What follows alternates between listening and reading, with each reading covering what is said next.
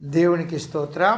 యేసుక్రీస్తు ప్రభు కృపాసంగ ప్రియ సహోదరి సహోదరులకు యూట్యూబ్ ద్వారా వాట్సాప్ ద్వారా దేవుని అమూల్యమైన మాటలు అనుదినం వింటున్న దేవుని బిడ్డలైన మీ అందరికీ మన ప్రభువును ప్రియ రక్షకుడు మన విమోచకుడైన యేసుక్రీస్తు వారి పరిశుద్ధ నామంలో మీ అందరికీ శుభాభివందనాలు తెలియజేస్తున్నాను. మరి దేవుడు మనకిచ్చిన ఈ ఉదయకాల సమయమును బట్టి మరి 107వ కీర్తన 19వ చరణాన్ని చదువుకుని కొద్ది నిమిషాలు వాక్యాన్ని ధ్యానించుకుందాం.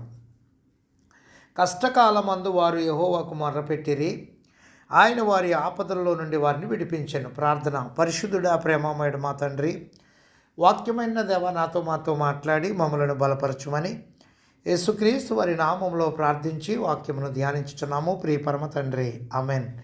ప్రభునందు ప్రియ దేవుని బిడ్డలారా, 107వ కీర్తన 19వ చరణంలో తెలియజేస్తున్న అమూల్యమైన మాట ఏంటంటే, కష్టకాలమందు వారు యెహోవాకు మొరపెట్టిరి, ఆయన వారి ఆపదల్లో నుండి వారిని విడిపించారు. మన దేవుడు ఎలాంటి దేవుడు అని అంటే, కష్టకాలములో ఏమంటే ఇబ్బంది కాలములో అపాయ పరిస్థితుల్లో ఏమన్నా మొర్ర పెడితే మొర్రని ఆలకించి విడుదలిచ్చే దేవుడు.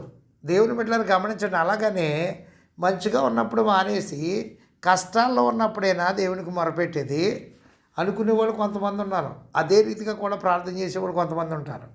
అన్నీ బాగున్నప్పుడు చేయరు. ఏమంటే అన్నీ బాగున్నప్పుడు మానేసి కష్టం వచ్చినప్పుడే చేసేవాళ్ళు ఉంటారు. కానీ అయినప్పటికీ మన దేవుడు ఎంత మంచి దేవుడు అంటే, ఏమంటే మంచిగా ఉన్నప్పుడు చెయ్యకపోయినా కష్టం వచ్చినప్పుడు దేవా యేసయ్యా నన్ను కరుణించు, నన్ను రక్షించు, నన్ను ఆదుకోవా అంటే ఆదుకునే దేవుడు. మరి అలాంటి దేవుణ్ణి కష్టాల్లోనే కాదండి, అన్నీ బాగున్నప్పుడు కూడా దేవునితో సహవాసం కలిగి ఉన్నప్పుడు. అందుకనే నా యందు మీరును మీ యందు నేనును, మీ యందు నా మాటలు నిలిచి ఉన్న ఎడల మీకు ఏది అవసరమో అడగండి నేను ఇస్తానని యోహాను సువార్త 15వ అధ్యాయంలో దేవాతి దేవుడే సెలవిచ్చాడు. దేవుని బిడ్డలారా, కష్టం వచ్చినప్పుడే కాదండి మనం తెలియపరిచేది, అన్నీ బాగున్నప్పుడు కూడా దేవునితో సహవాసం కలిగి ఉండాలి. అప్పుడు నీవు కష్టాల్లో పడేటువంటి స్థితి రానివ్వకుండా దేవుడు నిన్ను ముందుగానే జాగ్రత్త పరుస్తాడు.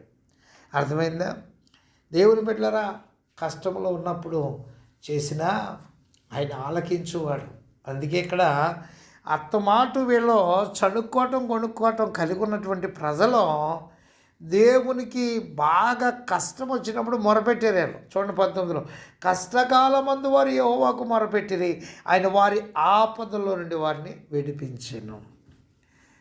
91వ కీర్తనలో కూడా అతడు నా నామమును ఎరిగి ఉన్నాడు కనుక నేను అతన్నే తప్పిస్తాను, రక్షిస్తానని కూడా తెలియపరిచాడు.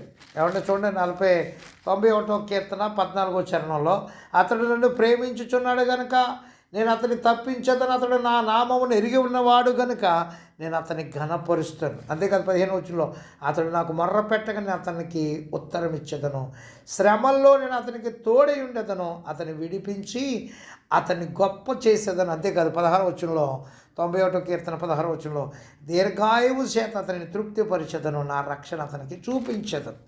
దేవుని బిడ్డల స్త్రీయే కావచ్చు, పురుషుడే కావచ్చు, దేవునితో సన్నిహిత సంబంధం కలిగి ఉండి, దేవునితో అనుదినము సహవాసము కలిగి ఉండి, దేవునితో మొరపెడుతూ ఉన్నటువంటి రీతిని బట్టి, ఏ రీతిలో నువ్వు ఏ సమస్యలు ఇబ్బందుల్లో ఉన్నప్పుడు నిన్ను తప్పించటానికి ఆయన సమర్థుడై ఉన్నాడు. ఇక్కడ మనం 107వ కీర్తనలో చూస్తే దేవుని విమోచన జ్ఞాపకం చేసుకొని స్తుతించడం గురించి మొదటి వచనాల్లో మనకు కనబడుతుంది.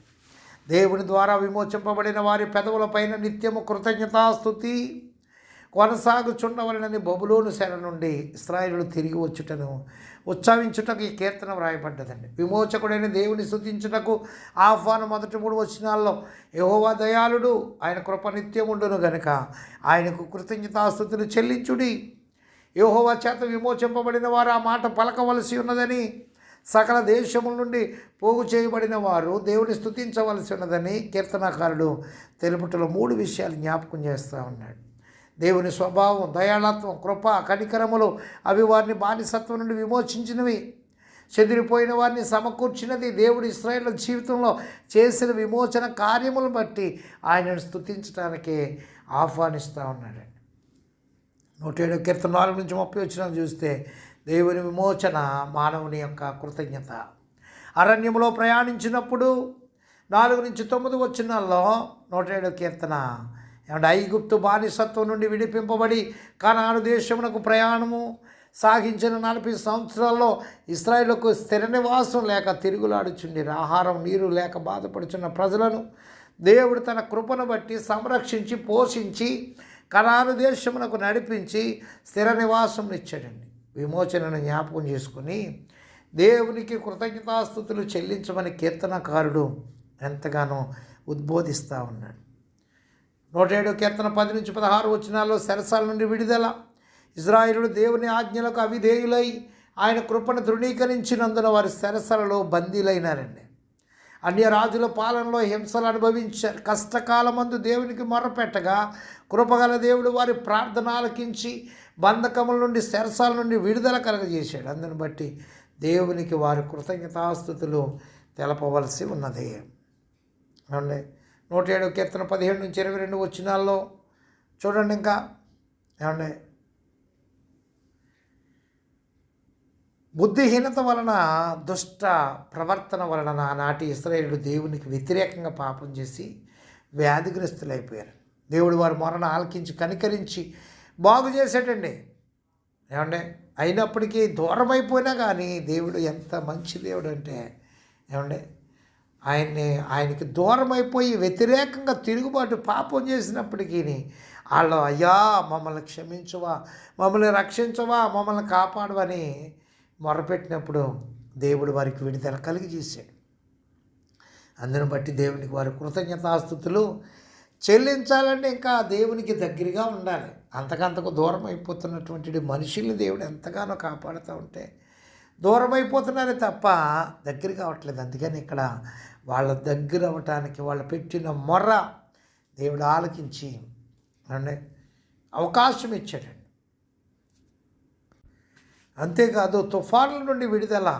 107 కీర్తన 23 నుంచి 32 వచనంలో వారి నదులపైన సముద్రాలపైన ప్రయాణం చేయుచుండగా సెలరేగినటువంటి తుఫాన్లు అణిచివేసి తన ప్రజలను దేవుడు సంరక్షించాడు కనుక దేవునికి కృతజ్ఞతాస్తుతులు తెలియచేయాలండి.